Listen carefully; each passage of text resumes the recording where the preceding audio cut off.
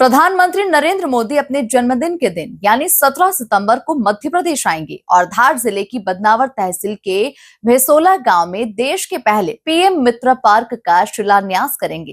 ये देश भर में मंजूर 7 पीएम मित्र पार्क में से पहला पार्क है जिसका भूमि पूजन होने जा रहा है।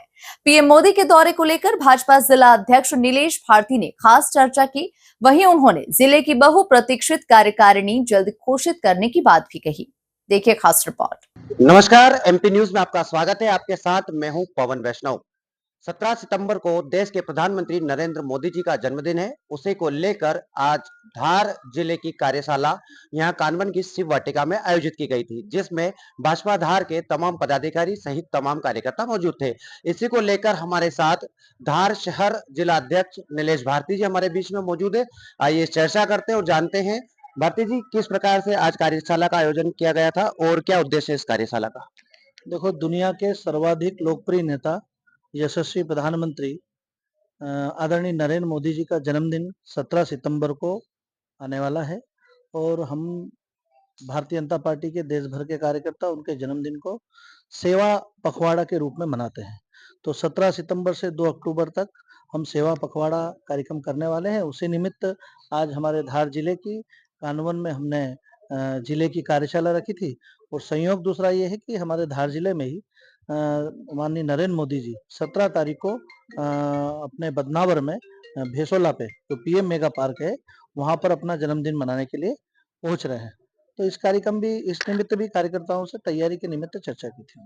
17 सितंबर को नरेंद्र मोदी जी का जन्मदिन है। वो पीएम मेगा पार्क का उद्घाटन यहाँ पर करेंगे। उसके साथ ही मध्य प्रदेश सहित बदनावर भैंसोला सहित पूरे अंचल को अन्य को सौगात देंगे। क्या लक्ष्य रखा गया है, कितनी पब्लिक जुटाने का और क्या क्या विकास कार्य होंगे। देखो, पब्लिक को जुटाने की आवश्यकता नरेंद्र मोदी जी के लिए नहीं पड़ती है, क्योंकि वो तो जन नेता है, प्रधान सेवक है और उनको सुनने के लिए, उनको देखने के लिए और उनका मार्गदर्शन प्राप्त करने के लिए वो तो जनता बड़ी संख्या में वहां पे जुटती है। वो कार्यकर्ता होने के नाते हमारी चूंकि जवाबदारी है, हम हमारे जिले में उनका ये सौभाग्य की बात है कि उनका आगमन हो रहा है, तो हम निश्चित रूप से सभी कार्यकर्ता तैयारी में लगेंगे, व्यवस्थाओं में लगे हैं कार्यकर्ता। भारती जी, आप पूर्व में युवा मोर्चा के जिला अध्यक्ष रहे, वर्तमान में मेन पार्टी के आप जिला अध्यक्ष हैं।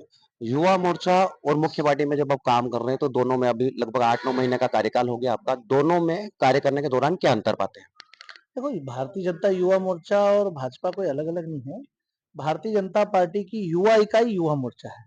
भारतीय जनता पार्टी का विस्तार नीचे तक हो, बूथ स्तर तक हो और हमारा लक्ष्य है कि सर्वव्यापी और सर्वस्पर्शी हर स्थान पर भारतीय जनता पार्टी पहुंचेगी और हर वर्ग को स्पर्श करेगी। किसी भी प्रकार का वर्ग हो, शोषित, वंचित, पीड़ित, उपेक्षित, उपासित, हर वर्ग को हर वर्ग में पार्टी का काम बढ़े। इस दृष्टि से पार्टी ने अलग अलग मोर्चे बनाए हैं, चाहे हमारा अनुसूचित जाति मोर्चा हो, जनजाति मोर्चा हो, पिछड़ा मोर्चा हो, चाहे युवा मोर्चा हो। तो भारतीय जनता पार्टी युवाओं एक बहुत बड़ी संख्या में पार्टी से युवा जुड़ रहे हैं, इसलिए युवा मोर्चा तो उसकी ही इकाई है, एक मोर्चा है, उसका अलग नहीं है। दोनों भाजपा का ही अंग है। भारती जी, एक सामान्य सा सवाल है मेरा, इसको अन्यथा नहीं लीजिएगा। जैसे कि हर व्यक्ति के नाम के साथ में साधु ब्राह्मण, स्पेशली उनके साथ में महंत लगता है। आपको भी महंत की उपाधि दी गई है, महंत नीलेश भारती के नाम से आपको पुकारा जाता है। लगभग 8 महीने हो गए आपको जिलाध्यक्ष बने हुए। अभी तक बहुप्रतीक्षित जो आपकी कार्यकारिणी है उसकी घोषणा नहीं हो पाई है। कब तक घोषणा होगी या फिर एक अकेला महंत सब पर भारी की तर्ज पर लगातार ये काम चलता रहेगा। नहीं, ऐसा नहीं है।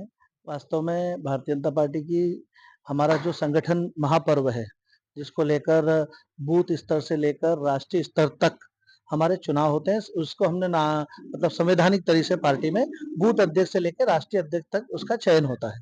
उसको हमने नाम दिया था संगठन पर्व, संगठन महापर्व। उस दृष्टि से नीचे तक सारे कार्यकर्ताओं का चयन होता है। उसमें से जिला अध्यक्ष के नाते मेरा चयन हुआ।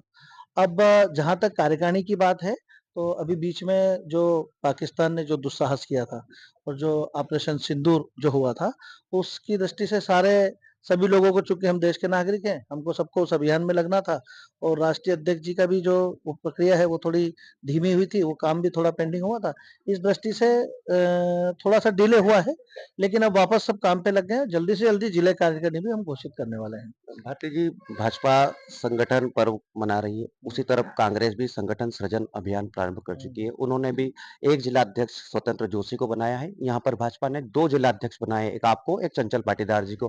क्या मानते हैं आप, बीजेपी कहीं कमजोर है तो 2 जिला अध्यक्ष बनाए हैं, या कांग्रेस अधिक मजबूत है इसलिए उन्होंने एक ही जिला अध्यक्ष बनाया? भारतीय जनता पार्टी 2 जिला अध्यक्ष तो छोड़ो, भारतीय जनता पार्टी की जो कार्य पद्धति है, वो जिला अध्यक्ष, मंडल के पदाधिकारी, मोर्चे के पदाधिकारी, बूथ का अध्यक्ष, बूथ शक्ति केंद्र के प्रभारी, बूथ के अध्यक्ष के बाद बूथ की कार्यकारिणी, बूथ के संयोजक, साथ ही जो हमारी मतदाता सूची होती है, उसके हम पन्ना प्रमुख तक बनाते हैं। 2 जिला अध्यक्ष और पन्ना प्रमुख तक हम नीचे तक पार्टी को ले जाने का प्रयास करते हैं, इसीलिए तो दुनिया की सबसे बड़ी पार्टी है। ये तो काम को नीचे तक कैसे बढ़ाना है, इस दृष्टि से सारे संगठन का सृजन करते हैं। और जहां तक आप कह रहे हैं कि कांग्रेस सृजन कार्यक्रम करती है, तो पूरे भारत में कांग्रेस का विसर्जन हो चुका है। पूरे भारत में कांग्रेस है कहाँ? महाराष्ट्र में कांग्रेस नहीं है, मध्य प्रदेश में कांग्रेस नहीं है, छत्तीसगढ़ में नहीं है, उत्तर प्रदेश में नहीं है, गुजरात में नहीं है, दक्षिण के कुछ राज्यों में, कुछ गिने चुने राज्यों में बची है, हिंदी भाषी गिने चुने राज्यों में बची हुई है। कांग्रेस का तो पूरे देश से विसर्जन हो चुका है, तो क्या सृजन करेगी कांग्रेस? भारती जी, भारतीय जनता पार्टी हिंदू राष्ट्र बनाने की बात कर रही है। आप ही के हाल ही में आप साबो पीथमपुर के रहने वाले हैं, वहाँ पर एक कांग्रेस का तथाकथित नेता विदेशी पिस्टलों के साथ पकड़ाया है। इन नेताओं पर आप भी धार जिले के अध्यक्ष हैं, किस प्रकार की कार्रवाई की आप मांग करते हैं? देखो, ये बहुत बड़ी बात है। हमारा, जहाँ मैं पीथमपुर से आता हूँ, वो लघु भारत है। पूरे भारत के हर राज्य के लोग वहाँ पर रहते हैं, और ये मैं बधाई देना चाहता हूँ मध्य प्रदेश सरकार को और मध्य प्रदेश की पुलिस को, कि निश्चित रूप से इस प्रकार के जितने भी अपराधी हैं, आपने देखा होगा, सबको चुन चुन के पुलिस ढूंढती है, और किसी भी माई के लाल की ये हिम्मत नहीं होती है कि वो धर्म के विरुद्ध, देश के विरुद्ध और समाज में खतरा पैदा हो, इस प्रकार की कोई गतिविधि करेगा तो मध्य प्रदेश की भारतीय जनता पार्टी की सरकार निश्चित रूप से दंड देती है। और आपने देखा है, कितने गुंडे, बदमाश, अपराधी जितने हैं, उनको तो जेलों के नीचे, सलाखों के पीछे तो पहुंचाया ही है, उनके घर भी मतलब निस्ते नाबूद कर दिए, मैदान बना दिए उनके घर। इस प्रकार का दंड भी देती है, तो बहुत अच्छी बात है, बधाई देना चाहता हूँ पुलिस को मैं तो। भारती जी, आम भाजपा कार्यकर्ताओं को क्या संदेश देना चाहेंगे हमारे माध्यम से? भारतीय जनता पार्टी के जो कार्यकर्ता है, सबका साथ, सबका विकास, सबका विश्वास और सबका प्रयास, और परम वैभव भवन वे तुम्हें स्वराष्ट्रम, राष्ट्र को परम वैभव के शिखर पर पहुंचाने का जो संकल्प हम सब भारतीय जनता पार्टी के कार्यकर्ताओं ने यशस्वी प्रधानमंत्री नरेंद्र मोदी जी के नेतृत्व में लिया है। हम परिश्रम की पराकाष्ठा करके, नीचे तक हर वर्ग में काम करके, अंत्योदय के संकल्प को साकार करते हुए राष्ट्र को परम वैभव के शिखर पर पहुंचाएंगे। भारत 2047 तक विकसित राष्ट्र की श्रेणी में खड़ा होगा, दुनिया की नंबर 1 इकोनॉमी बनेगा। ये नरेंद्र मोदी जी का जो संकल्प है, वही सब हम भारतीय जनता पार्टी के कार्यकर्ताओं का संकल्प है। भारती जी, एक अंतिम सवाल है जो बदनावर की राजनीति से जुड़ा है। पूरे जिले की कार्यशाला आज आयोजित की गई थी, लेकिन जब से आप जिलाध्यक्ष बने उसके पूर्व से ही विधानसभा चुनाव के दौरान से ही यहाँ पर मतभेद चल रहे हैं भाजपा नेताओं के बीच में। क्या आप इस जो विरोध चल रहा है उसको पाटने में समर्थ हो पाएंगे? कोई भी विरोध भारतीय जनता पार्टी में, बदनावर में, और ये बात करना अब तो बेमानी हो गई है। पूरी भारतीय जनता पार्टी बहुत संगठित है, बहुत सशक्त है। और आज आपने कार्यशाला में देखा होगा, कोई कार्यकर्ता कहीं अनुपस्थित होगा तो उसकी सूचना है मेरे पास कि भाई साहब ये काम है, मैं बाहर हूँ, मैं यहाँ हूँ।